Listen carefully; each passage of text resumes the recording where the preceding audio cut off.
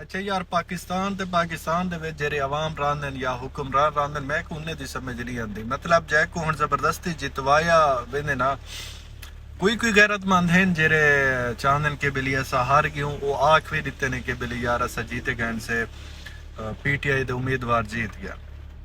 उन्हें इतना गैरत है जेरे वाजे उन्हें को पता है कि असा हार गयूं, बुलाओ ढिटाई नाल इतना प्रेस कॉन्फ्रेंस करेंदे पैन या अपने इलाके च वेंदे पैन, कोई सरदार लोग हैं कोई कह रहे हैं कि मतलब असा जीत गया से। उन्हें को शर्म ही ना आंदी हो सी, क्योंकि यार मेरे को समझ नहीं आती है। वाजे पता है कि कहीं को 10,000 वोट पे ते अगले बंदे को 60,000 वोट पे, इतना फर्क है। ऊको 10,000 ते वलाई वेंदे, ऊको 60 ते वलाई वेंदे।